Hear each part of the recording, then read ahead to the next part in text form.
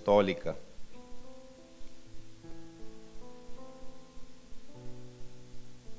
Nós vamos ler a partir do versículo 9.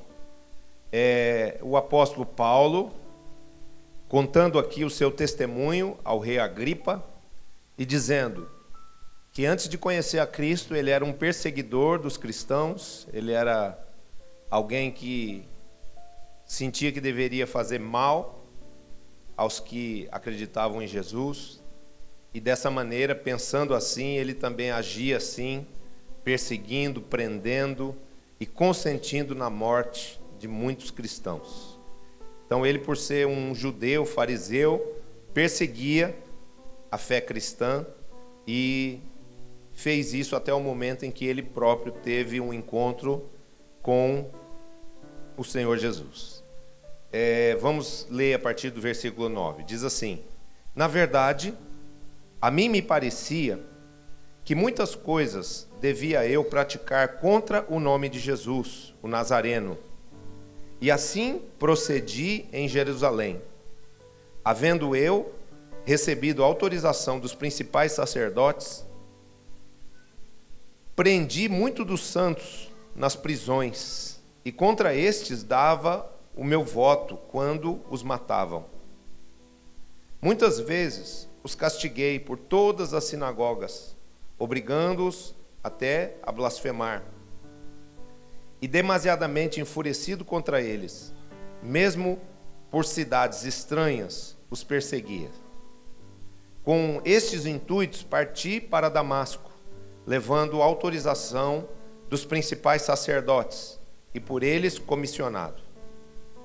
Ao meio-dia, ó rei, indo eu, caminho fora, vi uma luz no céu, mais resplandecente que o sol, que brilhou ao redor de mim e dos que iam comigo. E caindo todos nós por terra, ouvi uma voz que me falava em língua hebraica: Saulo, Saulo, por que me persegues? Dura coisa é recalcitrares contra os aguilhões. Então eu perguntei: por quem és tu, Senhor? Ao que o Senhor respondeu: eu sou Jesus, a quem tu persegues. Mas levanta-te e firma-te sobre os teus pés, porque por isto te apareci, para te constituir ministro e testemunha, tanto das coisas em que me viste, como daquelas pelas quais te aparecerei ainda, livrando-te do povo e dos gentios, para os quais eu te envio, para lhes abrires os olhos e os converteres das trevas para a luz e da potestade de Satanás para Deus, a fim de que recebam eles remissão de pecados e herança entre os que são santificados pela fé em mim. Pelo que, ó rei Agripa, não fui desobediente à visão celestial, mas anunciei primeiramente aos de Damasco e em Jerusalém, por toda a região da Judéia, e aos gentios que se arrependessem e se convertessem a Deus, praticando obras dignas de arrependimento. Por causa disso, alguns judeus me prenderam, estando eu no templo, e tentaram matar-me. Mas, alcançando socorro de Deus, permaneço até o dia de hoje, dando testemunho, tanto a pequenos como a grandes, nada dizendo, senão o que os profetas e Moisés disseram haver de acontecer. Isto é, que o Cristo devia padecer e, sendo o primeiro da ressurreição dos mortos, anunciaria a luz ao povo e aos gentios. Pai celestial, queremos, Senhor, nesta hora nos consagrar a Ti, para que, purificados pelo poder que há no sangue de Jesus, capacitados pelo Teu Espírito Santo no nosso entendimento espiritual, possamos ouvir nesta hora, Senhor, não a voz humana, mas possamos ouvir a voz dos céus, a voz do Senhor, a voz do Deus Criador, do Todo-Poderoso Senhor dos céus e da terra.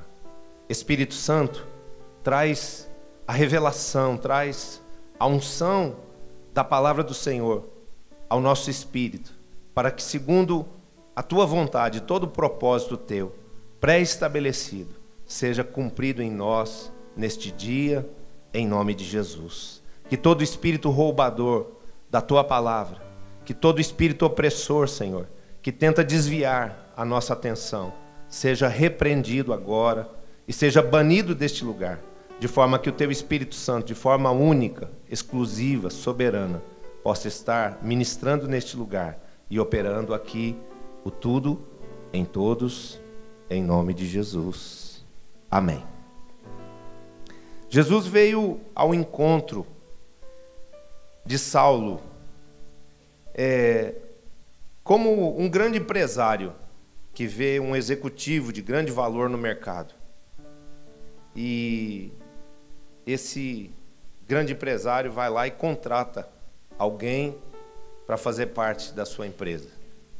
Deus olhou para a vida de Saulo e viu que Saulo tinha um grande potencial para ser um homem de Deus tremendo, como de fato ele o foi.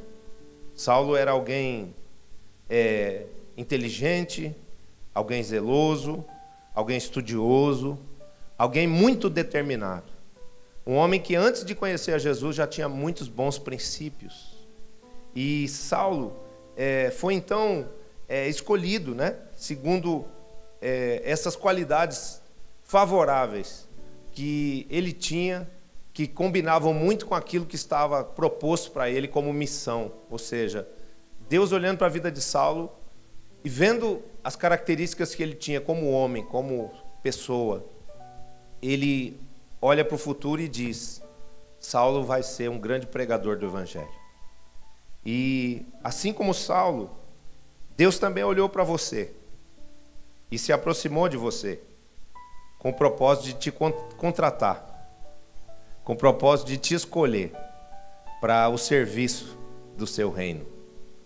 Às vezes nós, trabalhados, né, pelo mundo que trabalhou muito, que militou demais para que a nossa estima fosse lá embaixo, porque o mundo fala que nós não somos nada, que nós não somos ninguém. No mundo nós somos inferiorizados, depreciados, rejeitados, feridos.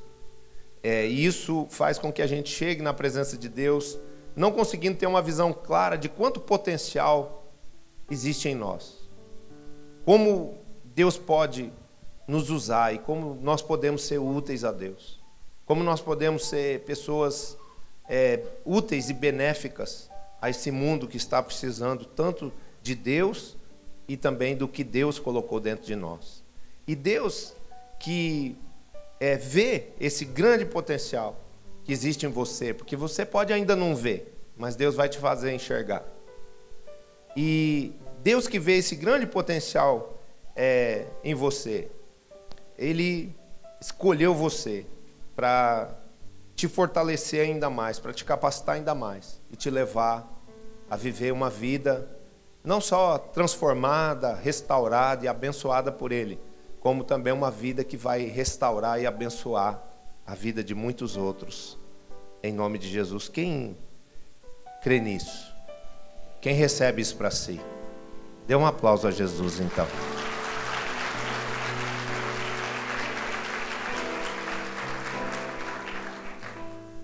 Quando nós sofremos, né, dessa baixa estima que vai ser curada em nome de Jesus na sua vida, nós nos vemos com olhos naturais. Nós nos vemos como nós estamos hoje. Mas Deus nunca nos vê como nós estamos hoje. Ele nos vê como nós seremos. Amém? E Ele nos vê segundo a visão do poder que Ele tem para nos fazer melhores. Hoje um discípulo me escreveu um recadinho de felicitação pelo Dia dos Pais, dizendo assim: nós, em Cristo, descobrimos uma outra paternidade que vai além da paternidade dos nossos pais biológicos, que é a paternidade de sermos discípulos e a paternidade de fazermos discípulos. Fazer discípulos é ser pai de uma multidão, né? Ser pai de muitas pessoas que não tiveram amor, que não tiveram cuidado, que não tiveram princípios ensinados pelos pais. E quando se aproximam de nós, começa a ver em nós essa referência. E ele disse: hoje eu louvo a Deus, meu Pai Celestial, pelo grande amor que Ele me deu, incluindo nesse amor, ser colocado perto do Senhor para que eu pudesse receber a sua influência e estar debaixo da sua unção. Então é isso que Deus quer fazer conosco. Deus quer nos revelar que Ele é um Pai amoroso, que Ele é um Pai misericordioso, justo e bom. Deus não é um juiz, um carrasco, um homem mau, uma barba branca, bem comprida, bem enrolada, que está com um chicote na mão tentando te castigar, esperando você falhar para poder te castigar. Não, Deus é um Pai amoroso, misericordioso, que tem prazer em nos transformar, que tem prazer em se relacionar conosco, que quer retirar da nossa vida o que é ruim, o que é mal, e que quer colocar na nossa vida o que é bom. E Ele faz isso através da fé. Por isso Deus não nos olha como nós estamos hoje, mas Ele nos olha com os olhos da fé, sabendo que pela fé nós seremos melhores amanhã, depois e depois de amanhã. Amém? Então, Deus, Ele olhou para Abraão e viu que Abraão era um homem estéril. Mas mesmo Abraão estando ainda estéril, na verdade não era Abraão que era estéril, estéril era o casamento dele, porque a sua esposa não podia ter filhos. Abraão, na verdade, ele só tinha o problema de ser um homem já avançado em dias, isso também dificultava o fato dele ser pai. Mas mesmo Deus vendo todas aquelas limitações na vida de Abraão, Deus olha para ele e diz: você é um pai de multidões. Então Deus não olhou para Abraão como ele estava, olhou o que Deus ia fazer com ele, que Deus tinha preparado para ele. Deus olhou para Davi e não viu Davi como filho de uma família humilde, Davi como um simples pastor de ovelhas, porque isso nos dias de Davi, nos dias da história de Israel, era um serviço menor, era uma função não tão importante. Mas ele não olha para o menino pobre, para o menino pastor, ele olha para Davi e diz: aí dentro desse menino tem um rei. E ele pega Davi e leva Davi àquela condição de rei. E ele olhou para você, alguém que pode estar triste, alguém que pode se sentir vazio, pequeno, e disse: eu vou fazer desse meu filho, dessa minha filha, um sucesso. Quem recebe aí? Dá um aplauso a Jesus.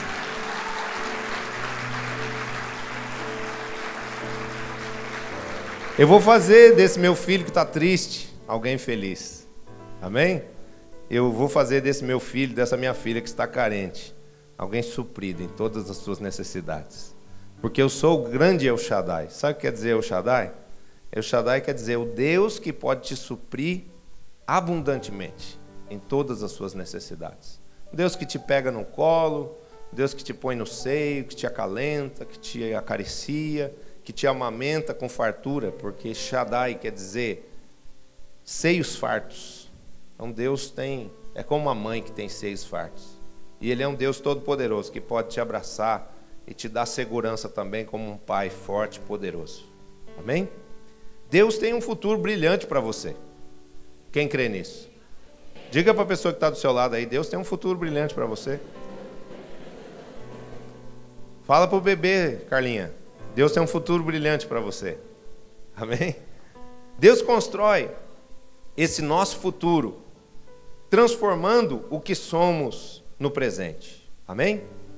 Diga quem está do seu lado: Deus precisa te transformar. Deixe Deus te transformar. Amém? Nós precisamos entender isso, que Deus quer transformar nossa história, mudar nossa sorte. Mas para Ele poder mudar o que está ao redor de nós, primeiro Ele precisa mudar o que está dentro de nós. Quando eu mudo, as circunstâncias ao meu redor mudam. Quando eu melhoro, as coisas ao meu redor melhoram. Então nós não podemos fugir de Deus. Nós não podemos nos fechar contra Deus, achando que Deus é aquele que quer nos agredir, nos invadir, nos castigar. Não, o tempo do castigo já passou. Agora é o tempo da sua redenção. É o tempo não mais de sofrer, de viver em desertos, de viver sofrimento. Agora é o tempo de viver uma grande colheita. É um tempo de alegria, um tempo de graça derramado sobre a sua vida. Sabe o que quer dizer graça? Graça quer dizer favor imerecido. Favor que a gente não merece, mas que porque Deus é bom, Ele vai nos fazer. Ele está nos fazendo. Amém? Então, Deus quer nos transformar, Ele precisa nos transformar. E Ele tem o poder de te fazer melhor. Melhor filho, melhor pai, melhor marido, melhor esposa, melhor sogra, melhor nora, melhor discípulo, melhor líder, melhor profissional, melhor tudo. Diga: Deus pode e vai me fazer melhor. Quem crê nisso? Dá um aplauso a Jesus.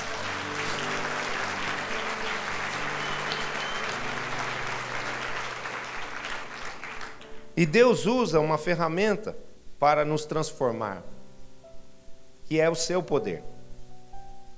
O poder do seu amor. Mas não só o poder do seu amor, o seu poder também sobrenatural. Quando a gente lê aqui a história de Paulo, a gente vê que Deus usou a força com Paulo. Deus usou de poder, aconteceu um sobrenatural. Paulo, que era esse homem de coração duro, incrédulo no sentido de depositar sua fé em Jesus, porque ele era um homem de muita fé no judaísmo, mas em relação a Deus, ao Deus vivo, ao Deus verdadeiro, ele era incrédulo. E ele, na sua incredulidade, na sua dureza de coração, perseguia os cristãos, matava gente. A Bíblia diz que ele consentiu na morte de muitos cristãos. Ou seja, ele, que era um homem que tinha autoridade, se tornou conivente com a morte de muitos cristãos. Ele se tornou réu do sangue de muitos cristãos, porque ele via eles sendo mortos, apedrejados, e não fazia nada. Ele podia impedir, mas ele não só não fazia nada, como se dependesse da opinião dele, dizia: mata mesmo. E quando Paulo chega na presença de Deus, ele chega com toda essa culpa de sangue sobre si. Mas Deus, que é bom, usa do seu poder para derrubar Paulo do cavalo. O cavalo aqui é uma figura, né? Que se assemelha às vezes àquelas coisas que existem na nossa vida, que nos dão força, que nos dão poder, que nos fazem opulentos, que nos fazem, às vezes, nos sentimos acima das outras pessoas. Quando você sobe num cavalo, você está acima de todo mundo, né? Você vê o mundo de cima. E um cavalo é um animal muito forte, é um animal de guerra, um animal de batalha, né? O cavalo, ele é como um tanque de guerra, né? E, às vezes, a gente, apoiado na nossa sabedoria humana, a gente vê o mundo de cima. Às vezes, apoiado na nossa força descomunal de trabalho, na eficiência, na eficácia que Deus nos dá, porque Deus nos deu saúde, porque Deus nos deu inteligência, disposição para trabalhar, nós somos como pessoas que estão sobre um cavalo, dispostos a passar por cima de quem tentar nos desviar daquele plano de sermos muito prósperos, de sermos muito bem-sucedidos. E Deus, então, para poder usar Paulo, para poder levar Paulo a uma vida que trouxesse para ele paz e não culpa, que pudesse trazer para ele salvação e não condenação por causa do derramar de sangue de tantas pessoas, de tantos cristãos, ele derruba Paulo do cavalo. Diz que aparece um grande clarão, uma luz assim, que cegou Paulo por alguns dias, que jogou todo mundo por terra, e essa luz era o próprio Jesus dizendo: Saulo, Saulo. Ele tinha primeiro o nome de Saulo. Por que me persegues? E Saulo pergunta, né, com os olhos no chão, sem poder ver nada: Senhor. Veja que ele já chama nessa hora Jesus de Senhor, né? Senhor, quem és tu que o Senhor deseja, né? Ele disse: eu sou Jesus a quem você persegue. Quando nós perseguimos os filhos de Deus, não é aos filhos de Deus que estamos perseguindo apenas, nós estamos perseguindo ao próprio Jesus. Então nós não devemos ser perseguidores de ninguém, opressores da alma de ninguém. Se alguém se comporta mal, deixa que Deus traga justiça sobre a vida dessa pessoa. E cuide da sua própria vida, porque o que Deus quer é que nós sejamos transformados.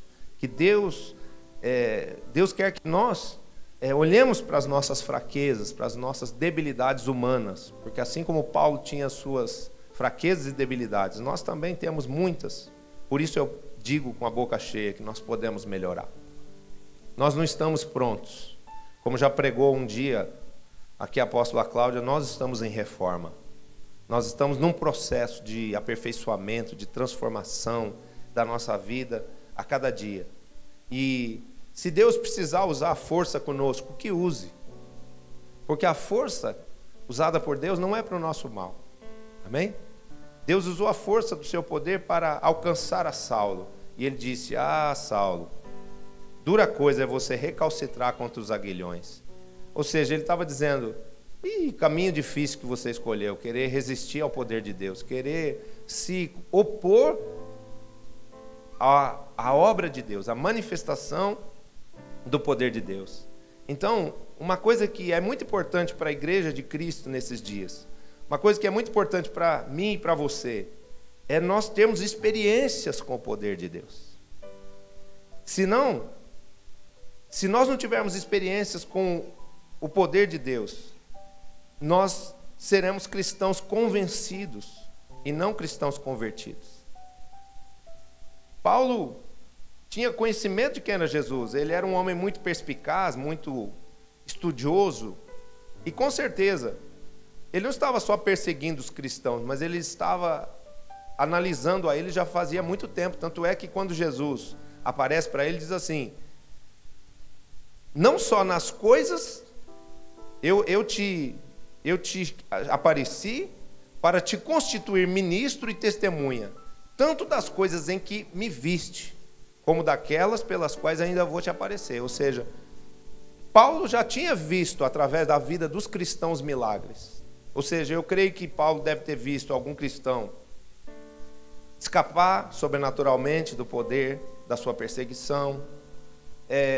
Deus deve ter dado a Saulo, antes daquele momento, a experiência de ter açoitado, ferido um cristão e depois ver aquele cristão completamente recuperado. Porque o nosso Deus é um Deus de milagres. O nosso Deus não é só um Deus de amor, que tem uma palavra para consolar nossa alma, para afagar o nosso coração. Não, o nosso Deus é um Deus de poder sobrenatural. E nós precisamos entrar nessa dimensão pela fé. Nós precisamos crescer na fé, para que tenhamos essas experiências. E eu não sei o que nasceu primeiro, se foi as experiências trazem a fé, ou se a fé trazem as experiências. Mas independente de como seja, uma coisa eu quero te dizer: Deus vai dar experiências sobrenaturais com o poder de Deus a você, para que a sua fé seja aperfeiçoada, para que a sua fé seja consolidada, e você não viva na dimensão da razão, mas você possa subir para o alto e viver na dimensão do poder do Espírito Santo. Quem crê e quem recebe é só dizer amém e dar um aplauso ao Senhor Jesus. Há muitos cristãos que você não vê testemunho na vida deles, mas por quê? Porque eles são cristãos convencidos e não convertidos. Assim como Saulo, eles conhecem a Jesus, ouvem falar de Jesus, vê os milagres de Jesus. Mas uma coisa é ver um milagre de Jesus e outra coisa é experimentar um milagre de Jesus. E é isso que eu estou dizendo que vai acontecer com cada filho da igreja El Shaddai.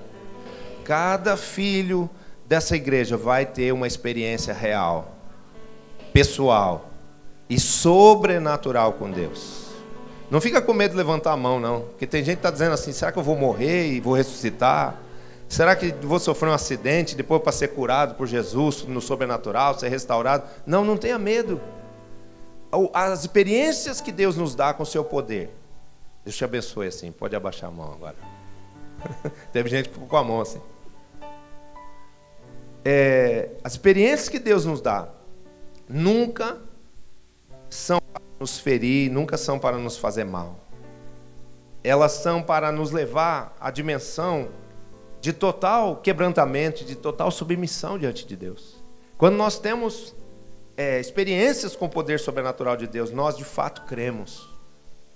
Nós precisamos viver um evangelho de milagres. Mas não é milagres para os outros, é milagres primeiro para nós.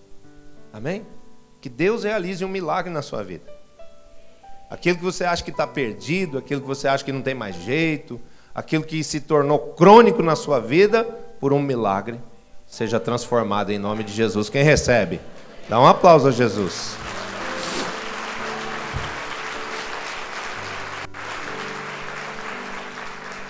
Eu espero, queridos, por milagres na minha vida, porque existem situações na minha vida que são um milagre. São um milagre. E eu sei que eu estou numa contagem regressiva na direção desse milagre, esse milagre na minha direção. É verdade. Se eu não crer assim, eu não sirvo mais para ser seu pastor. Se eu começar a me tornar incrédulo, frio, indiferente, endurecido de coração a ponto de não acreditar que Deus me ama e que Deus quer fazer coisas boas na minha vida, alguma coisa está errada comigo e com a minha fé. E se eu não for um modelo de fé para você, como é que eu vou pastorear você? Como é que eu vou te estimular a fé? Como é que eu vou te fazer acreditar que o nosso Deus é um Deus de milagres? Então, eu como um pai de família, eu como um líder de um ministério, você como um líder de célula, você como um cristão que é referência para esse mundo, para essa geração, para essa sociedade, precisa viver na dimensão dos milagres, tendo experiências com Deus. Amém? Para quê? Para não sermos cristãos guiados pela razão, que dependem só dos homens, que só acreditam naquilo que vê, só acreditam naquilo que pode tocar. Não. A fé é acreditar no invisível. A fé é trazer do mundo espiritual para o plano terreno coisas extraordinárias, coisas maiores, melhores, que só Deus poderia realizar. Porque nesses milagres, o nome de Jesus é glorificado e a nossa fé se torna uma fé verdadeira. Amém? A nossa fé tem que ser essa fé que atrai os milagres de Deus. E Deus usa o seu poder para produzir quebrantamento no nosso espírito. Isso significa uma rendição total ao poder de Deus. Um convencimento verdadeiro, profundo, acerca da sua autoridade, da sua soberania. Preste atenção que quando veio aquela experiência de poder na vida de Paulo, Paulo não só foi derrubado do cavalo, onde Deus estava dizendo para ele: olha, Paulo, você é um homem muito forte, o seu cavalo mais ainda, mas eu sou mais forte que você.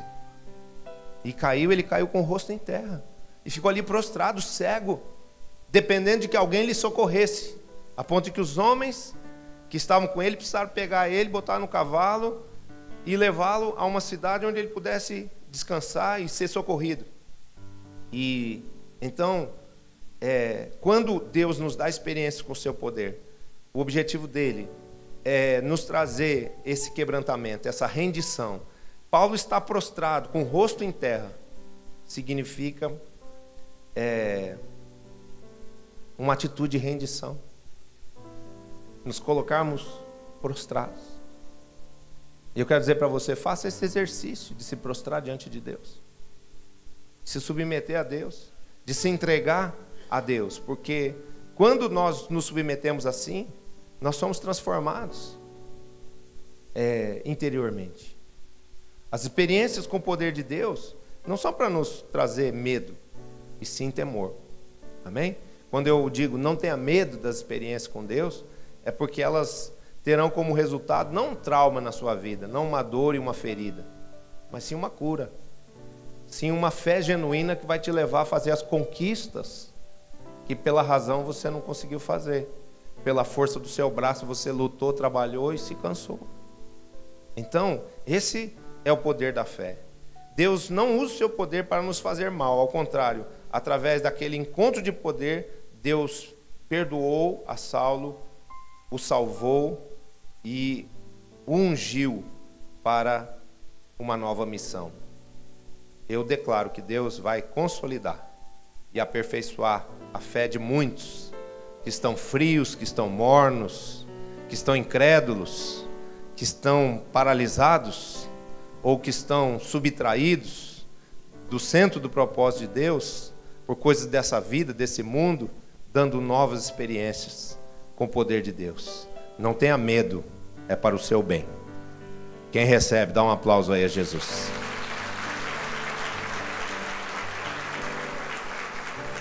Diga assim comigo: desde já, Senhor Jesus, eu te agradeço por experiências pessoais, reais e sobrenaturais com o teu poder, que vão fazer da minha fé uma fé verdadeira, que agrade ao teu coração, que glorifique o teu nome e que mude a minha sorte para melhor, em nome de Jesus. Amém. Saulo, ao defrontar-se com o poder de Deus, arrependeu-se do seu orgulho, da sua maldade, da sua dureza de coração, da sua sabedoria humana. Paulo se achava o cara que sabia tudo, que era estudado, que era letrado, que era judeu, que era fariseu. Ele tinha uma soberba muito grande por se achar melhor que as outras pessoas. Mas aí Deus derruba Paulo do cavalo, Jesus aparece a ele, fala: eu te escolhi para ser ministro e testemunha das coisas do meu reino, acerca do meu poder, e agora eu vou conduzir o seu caminho. Então Paulo é levado a um lugar para ficar em repouso, e durante 3 dias ele fica lá cego, e naqueles 3 dias o Espírito de Deus trabalhando com ele, falando ao seu coração e mostrando a ele que ele precisava aprender a depender de Deus. E aí Deus pega um homem chamado Ananias, um discípulo muito simples, de vida simples, um discípulo com muito pouca cultura, mas com uma fé extraordinária e absolutamente revestido do poder de Deus, e fala assim: vai até onde está Saulo e ore por ele, que ele vai ser curado da cegueira, ele vai ser restituído da sua visão. Então Paulo, nessa hora, ele tem essa experiência com Deus e deixa de lado o orgulho, deixa de lado a maldade. Ele se arrepende da sua incredulidade, da sua dureza de coração em relação a esse Deus de poder. E a única coisa que nos transforma e nos liberta verdadeiramente é o arrependimento. Às vezes porque já somos discípulos, porque já somos líderes, porque já estamos na igreja há tanto tempo, porque já estamos ocupando uma posição de pastores, nós achamos que não precisamos de arrependimento. Mas o arrependimento, queridos, é uma chamada cotidiana para nós. É todos os dias nós temos que buscar a cruz. Todos os dias nós temos que nos arrepender diante de Deus. Nós temos que ter um penielzinho particular com Deus a cada dia, para nos arrependermos de muitas coisas que na nossa vida ainda subsistem como pecados e que não foram transformados. Porque esse pecado endurece o nosso coração, esse pecado nos aprisiona, esse pecado impede bênçãos nas nossas vidas, esse pecado impede que Deus possa nos usar de uma forma mais poderosa, de uma forma mais larga, para socorrer a nossa família, para abençoar os nossos familiares. Então nós também, assim como Saulo, precisamos nos arrepender de um estilo de vida egoísta, individualista, materialista, que esse mundo conforma, que esse mundo forja em nós. O mundo tem essas frases do tipo: cada um por si e Deus por todos. Cuida da sua vida, cuida dos seus problemas. Você já tem problema demais para ficar se preocupando com os outros. Mas essa não é a mente de Cristo, essa é a mente do mundo. Porque quando nós aprendemos a nos preocupar com as outras pessoas, quando nós cremos que há em nós sabedoria, poder, amor suficiente, autoridade para socorrer outras pessoas e para resolver os problemas dos outros, na verdade eu estou me superando. Eu estou me tornando uma pessoa que está vencendo os meus próprios limites. E eu devo buscar isso. Eu devo abaixar o freio de mão e deixar o projeto de Deus andar na minha vida. Eu não posso estacionar na fé, estacionar numa posição espiritual onde a minha fé é suficiente para resolver os meus problemas, as minhas necessidades. Não, Deus te chamou, te deu, e se não deu ainda, vai te dar uma fé vigorosa, uma fé poderosa e eficaz para resolver não só os seus problemas, mas para transformar a sorte e resolver os problemas de toda uma multidão. Quem recebe? Pode dar um aplauso a Jesus.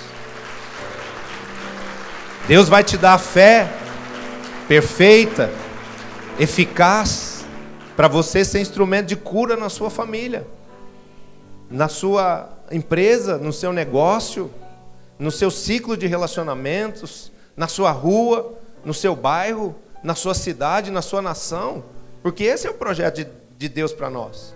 Deus pegou aquele homem incrédulo, duro, mau, perseguidor de cristãos, um homem que não tinha afeição nenhuma, estava vendo alguém ser apedrejado e ficar de braço cruzado dando risada.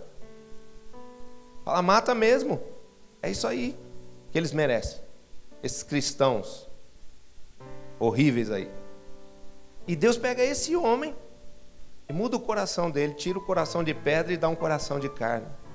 Tira o espírito da maldade, da perversidade e dá o Espírito Santo de Deus a esse homem. Então isso é uma chave que mostra para nós. Isso é um exemplo de fé, é um exemplo da eficácia do poder de Deus descrito na Bíblia, de que esse mundo tem jeito. De que os caras que lá no PCC hoje estão matando, estão destruindo, estão roubando, eles têm conserto. Esse mundo tem cura. Os terroristas da faixa de Gaza, eles têm cura. Eles têm conserto. Você consegue compreender isso? Que o mundo pode ser melhor, mas isso depende do quê? Da manifestação do poder de Deus. E a manifestação do poder de Deus virá à medida em que nós nos arrependermos, deixando de ser pessoas individualistas, egoístas, pessoas que se negam a deixar o poder de Deus fluir através da nossa vida para alcançar outros. Quem aqui quer poder de Deus na sua vida? Quem quer o poder de Deus manifesto para resolver todas as coisas, para restaurar e aperfeiçoar todas as coisas na sua vida? Então eu quero dizer para você, tome posse da ideia de que Deus vai te dar esse poder, mas ele não pode ficar represado só em você e nas suas próprias necessidades. Ele tem que ser direcionado para outras pessoas também. Porque se a gente se dispuser no coração a socorrer a outros, a abençoar outros, a salvar outros, então nossa vida se torna um canal limpo e largo para que o poder de Deus flua. Amém? Precisamos nos arrepender então dessas coisas, que é o egoísmo, o individualismo, o materialismo, em que esse mundo nos ensina a viver, aprendendo que o verdadeiro sentido dessa vida é não vivermos só para nós mesmos, mas vivermos para transformar as pessoas e o mundo ao nosso redor. Quem acredita nisso? Glória a Deus por isso. Deus nos dá em Cristo experiências de transformação da nossa própria vida para que possamos dar testemunho e gerar a fé em outros. No versículo 16 o Senhor diz assim a Saulo: porque para isto te apareci, para te constituir ministro e testemunha das coisas que viste. Diga comigo, testemunha. Deus quer que você veja o poder de Deus na sua vida. Deus quer que você tenha experiências com Deus, a ponto de você ver, de você sentir, de você apalpar milagres de Deus na sua vida. Isso vai acontecer. Isso está acontecendo. Quem crê, diga amém.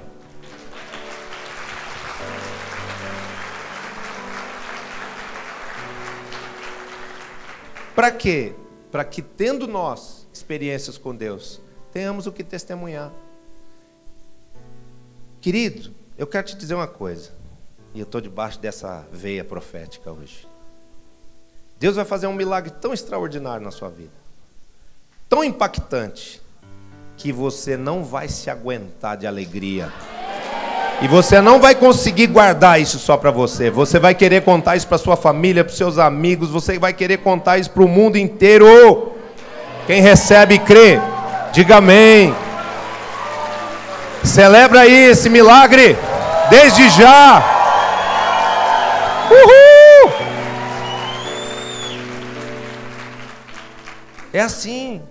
Nós precisamos pedir a Deus que venha mover as águas da nossa vida, que venha nos tirar dessa dimensão da razão, de uma fé certinha, ajustada, ecologicamente correta, politicamente correta. É verdade. Senão nós vamos nos tornar o quê? Cristãos religiosos, que esqueceram o Espírito de Deus, que perderam a intimidade com o Espírito de Deus, que não conhecem mais o poder do Espírito, e vão viver só na razão, só na mente, só na obediência de rituais, de preceitos, que na verdade se tornam um costume da alma e não sim um fruto de quebrantamento do Espírito.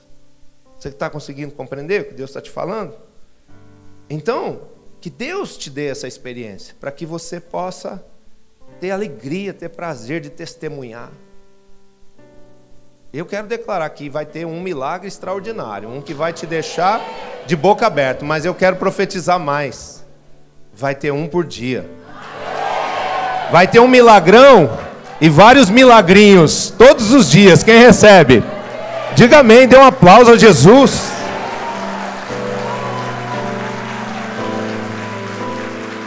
O Senhor é bom. E Ele é poderoso para fazer isso. Tem gente que nem vibra muito, porque está um pouquinho incredulizado. Mas seja renovado na sua fé. Acredite. Tem gente que pensa assim, está falando que Deus vai fazer na minha vida. Pois é assim o processo da fé. Se você acreditar que Deus me usa e que Deus está falando através de mim, Ele está te avisando que Ele quer fazer coisas na sua vida. Coisas novas na sua vida. E se você tomar essa palavra, se você celebrar com essa palavra, se você até bater palma por essa palavra, você está demonstrando que no Espírito você creu, na sua alma você recebeu e no seu corpo você já se moveu em fé para dizer, um milagre vem vindo na minha direção. Uhul! Glória a Deus!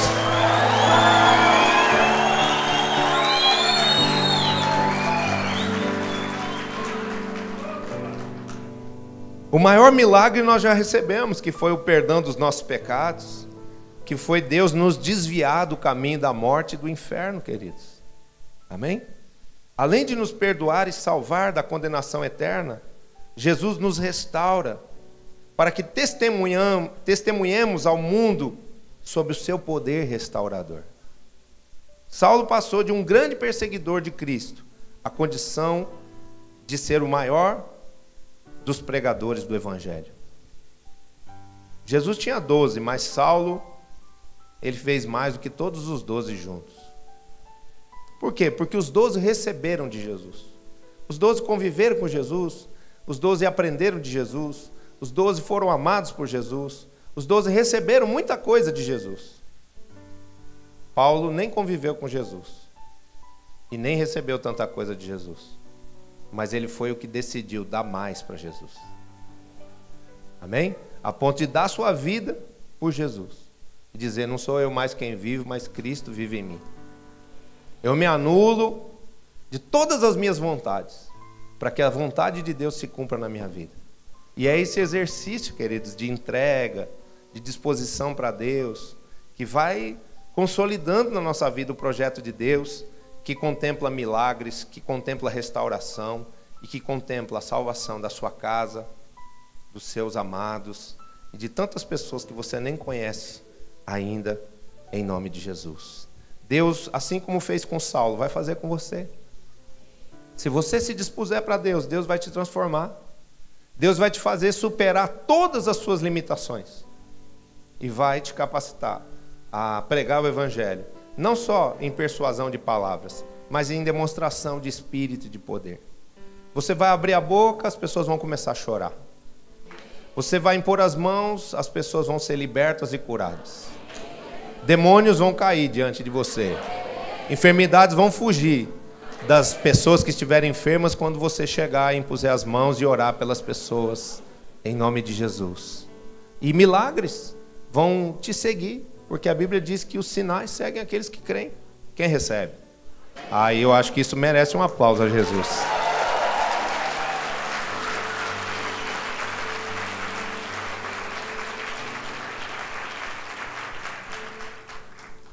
Então, ele diz assim no versículo 17: livrando-te do povo e dos gentios para os quais eu te envio.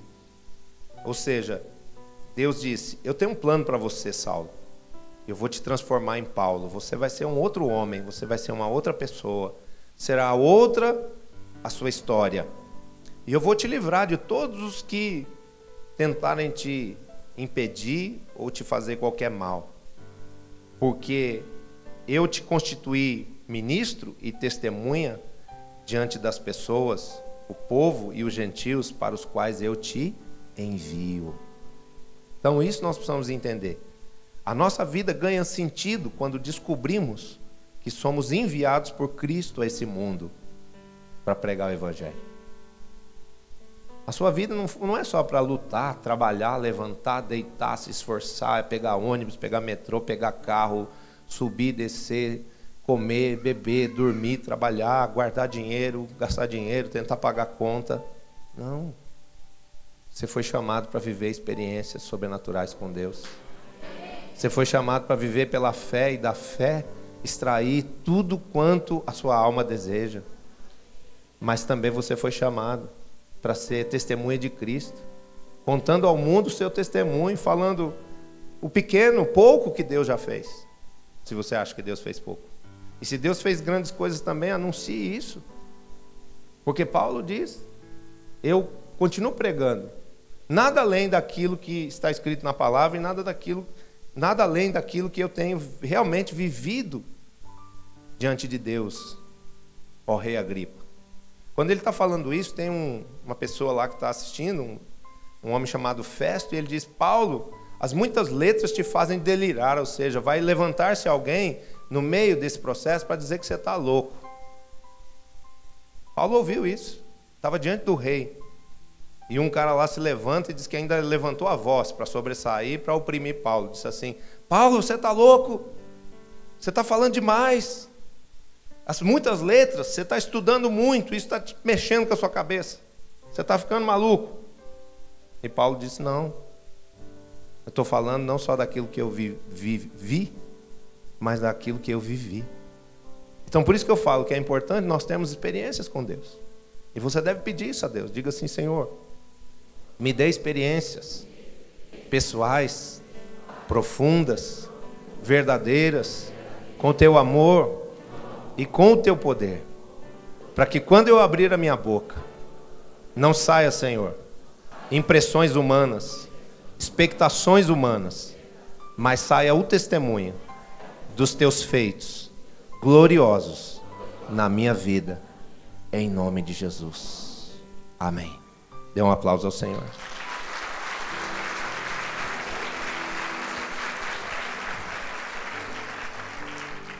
Então, a nossa vida ganha sentido quando descobrimos que fomos enviados por Cristo a pregar o Evangelho. Deus vem, perdoa Saulo, retira de sobre a vida de Saulo a condenação da morte, do inferno, por todo o mal que ele já havia feito.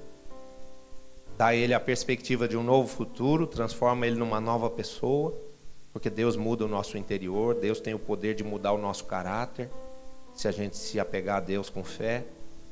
E ele depois envia Paulo para ser exatamente a antítese daquilo que ele era. Ou seja, se Paulo era um perseguidor da fé cristã, agora ele vira um estimulador, um pregador da fé cristã.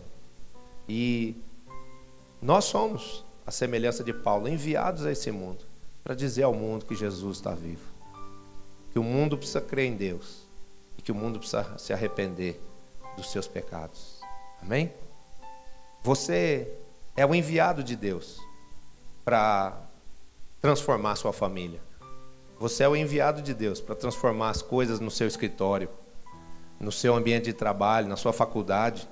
Você é enviado de Deus para transformar essa geração. Mas você precisa desejar isso no seu coração, porque Deus não quer e não pode ultrajar o seu coração. Ele quer que de livre e espontânea vontade você diga ao Senhor, eis-me aqui, Senhor. E não só diga isso debaixo da unção e da emoção de um culto, mas você diga isso durante a semana, indo para a célula e levando um colega seu de trabalho. Indo para a célula e sustentando aquela célula mesmo quando existirem dificuldades. Parece que a coisa não está indo, mas na sua fé, na sua perseverança, você vai ser aprovado e vai atrair a glória de Deus, o poder de Deus. Não pense que as coisas que nós começamos em Deus, tudo começa assim, de mão beijada. Não, tem momentos em que a nossa fé está sendo provada. E se nós demonstrarmos a Deus que de fato queremos agradá-lo, que de fato queremos fazer a sua vontade, que perseveramos em realizar com amor, com zelo, aquilo que Ele está pondo na nossa mão, mesmo quando a coisa não vai chegar a hora em que o poder de Deus vai se manifestar e a coisa vai. Amém? Pode dar um aplauso a Jesus.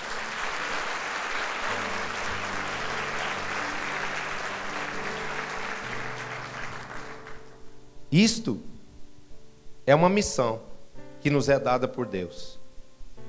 Sermos enviados por Deus a esse mundo para transformá-lo. E o fato de ser isso um mandamento, porque isso é uma ordem divina, não faz com que isso seja penoso. Queridos, fazer a vontade de Deus não é penoso. A Bíblia diz que os mandamentos de Deus não são penosos. Então, obedecermos a Deus é bom. A vontade de Deus ela é boa, perfeita e agradável. Então, quando a gente se dedica a fazer a vontade de Deus, vem para dentro de nós força, vem sentido do porquê estamos fazendo aquilo, vem alegria por estarmos fazendo aquilo. Muitas vezes, eu acho que você já teve essa experiência. O seu pai ou a sua mãe, o seu líder, o seu patrão, mandar você fazer uma coisa, e você ir meio contrariado. Mas depois, por obedecer aquilo, por falar, tá bom, eu tenho que ir, então eu vou. E aí depois você gosta. Depois você se alegra, você até agradece no seu coração, dizendo, puxa, que bom, porque que bom que eu fui colocado nesse projeto, que bom que eu fui enviado para fazer esse trabalho, que bom que eu recebi essa orientação de uma coisa que a minha alma não estava querendo. Então, isso é o contrário. Obedecer a Deus não é penoso. Quando nós abraçamos e obedecemos este compromisso com Jesus, nós somos abençoados com alegria, com amor, com honra, com prosperidade. Se nos tornarmos religiosos, cumpridores de tabela, seremos alcançados por enfado e por angústias. Quando a gente perde o foco do para que Jesus nos chamou, a gente começa a olhar para os problemas, para as circunstâncias, aí as coisas começam a dar errado, o casamento começa a arrumar encrenca, começa a dar briga em casa, vem a tentação, a visitação, vou me separar, vou desistir, vou parar, vou voltar para o mundo, porque não estou conseguindo ganhar dinheiro honestamente, então vou ganhar daquele jeito fácil que eu ganhava. Não, não, em nome de Jesus não. Firme em Cristo, firme o seu foco na missão que Ele te deu de ser diferente e de fazer a diferença, porque esse é o caminho da verdadeira vitória. O caminho da desistência, o caminho do desvio é o caminho da derrota, é o caminho do óbito da sua fé. É sinal de que você foi chamado para viver pela fé, mas no meio do caminho deixou de crer, desistiu e aí voltou a ser o que era, a fazer o que fazia. Não, não é esse seu chamado. Seu chamado, assim como Saulo, é ser uma pessoa totalmente transformada e muito melhor do que você era antes, tendo e administrando coisas muito maiores e melhores do que aquela que você teve no mundo. Se no mundo você acha que você teve uma relação feliz, em Cristo você vai ter uma muito mais feliz. Aliás, eu posso dizer isso, você vai ter uma relação, um casamento, um relacionamento, aonde você vai dizer assim, agora eu sei o que é ser feliz. Só os solteiros que recebem isso aí, dá um aplauso a Jesus.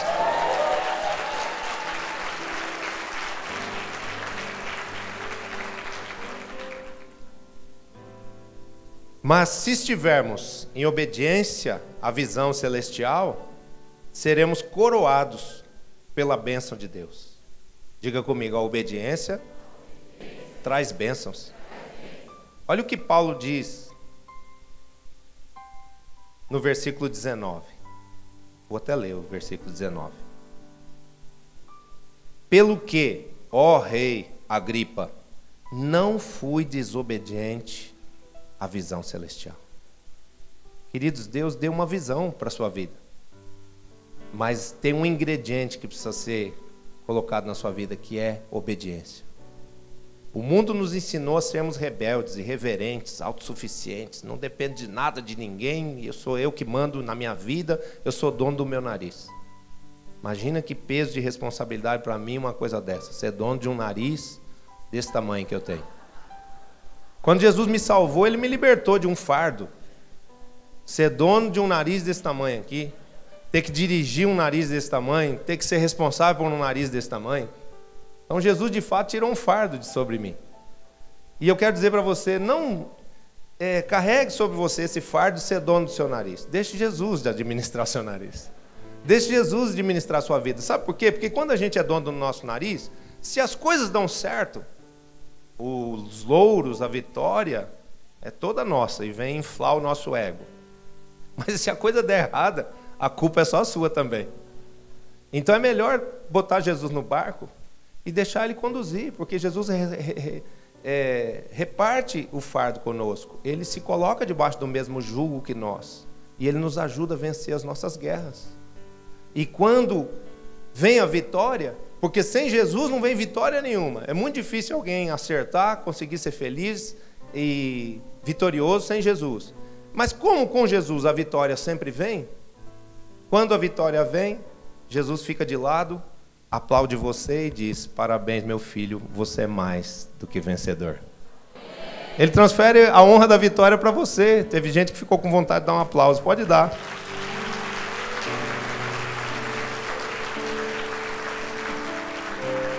E aí será a tua sabedoria dizer assim: Jesus, é verdade, a vitória foi minha, porque o Senhor me ajudou, mas a honra, a glória, o domínio e o poder e a majestade serão sempre tuas, em nome de Jesus. Nunca esqueça desse detalhe, porque ele é um detalhe final, conclusivo, de grande importância. Pode aplaudir o Senhor agora.